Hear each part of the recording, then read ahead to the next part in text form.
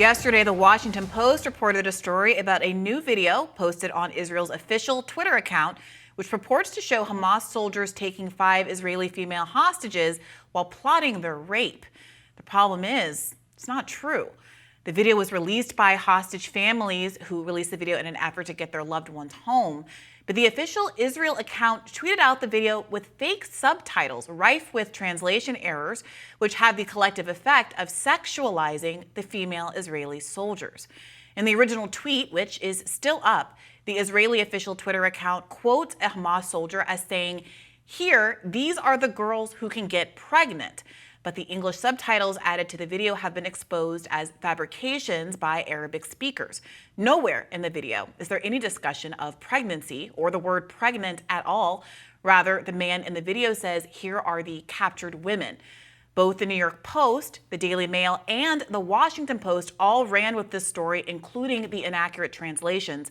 The Washington Post admits that the video defines the word sabia, which means captured women, as which means captured women, as girls who can get pregnant, but does not say that girls who can get pregnant is an inaccurate translation that does not reflect what was said in the video.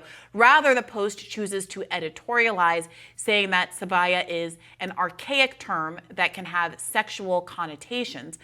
The Post also quotes the video as describing a Hamas soldier as calling an IDF soldier beautiful, when that's received some pushback. Some say they hear him say, no beautiful, which you can judge for yourself because that part of the video is in English. Here's the video. Here are some disturbing images. Let's watch.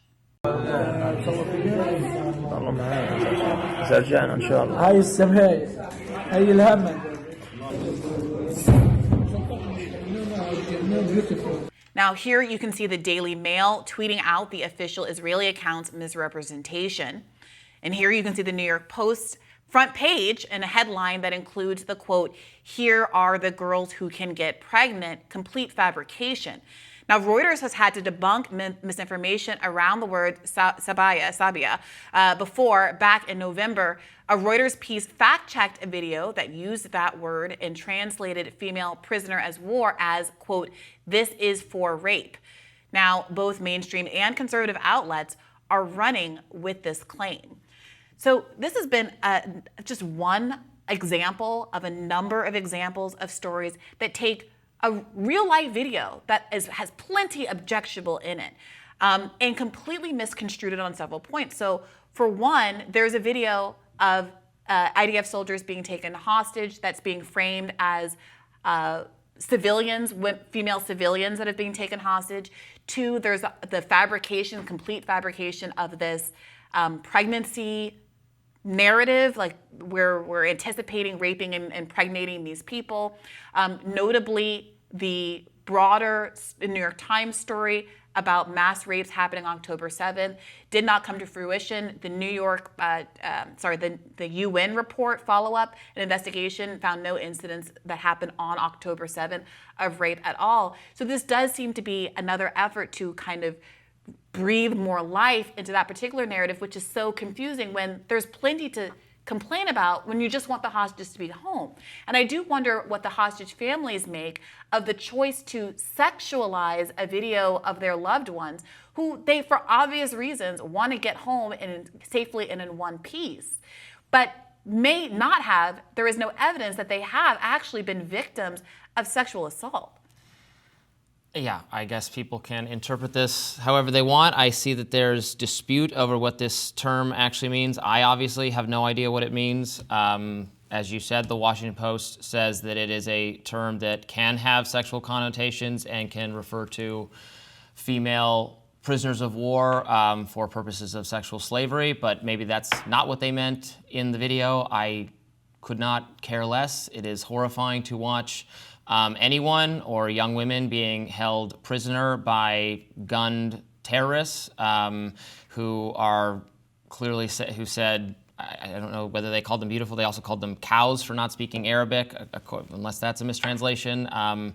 I really have no desire to sit here and try to figure out whether they were signaling an intention to commit rape or just abuse them in other ways or just keep them prisoner. I don't see why it matters.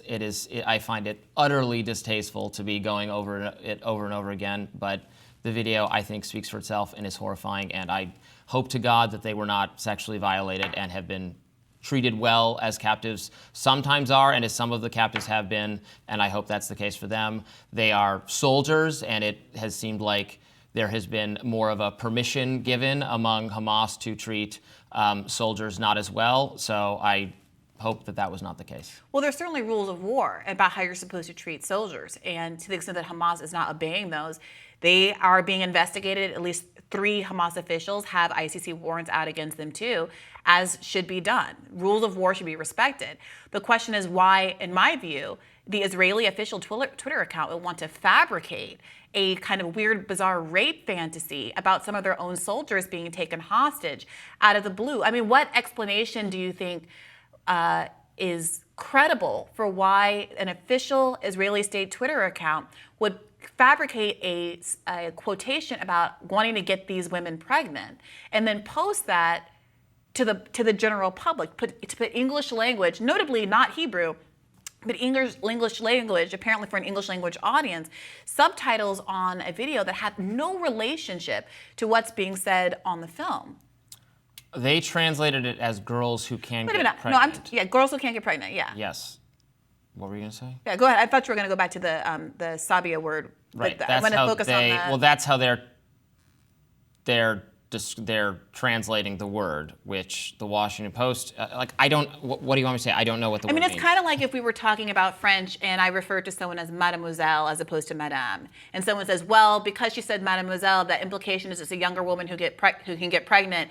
So therefore, this French military is saying, yes, let's all go take these rapeable women and take them down into my tunnel. I mean, that would be absurd, right? But that seems to be what's happening here, and it's completely unnecessary. I think it's legitimate to say, look, this is a video that I guess shows I see this my video loved now and say, oh, being why abused. has the Israeli military mistranslated this line? I say, why is Hamas holding these girls captive? That's what I say. Well, the answer to that is because these girls were manning a military post over an occupied population who violently resisted on October 7th. So that's an easily answered question. But the question, so it's okay for them to be held prisoner but not raped. So that's why the difference is for you. Well, I don't know that I think I would describe it as okay, but I do think the natural consequence and what international law protects is for an occupied people to resist, including violently, if that's what it takes, yes. But what I think is the bigger question is why a government that we provide billions of dollars of aid to and consider to be one of our closest allies is openly and purposefully, it seems, lying about the content of a video to sexualize their own soldiers and seemingly try to stir up concern about not the fact that they're being held hostage. Instead of saying they're being held hostage, let's get them home, they've been physically hurt, they might need health treatment they're not able to get in Gaza, let's get them home. To not focus on those things, which are clearly evidenced by the video, but to fabricate the idea of some kind of intent to impregnate them as though the situation that they're actually in isn't sympathetic enough. More rising right after this.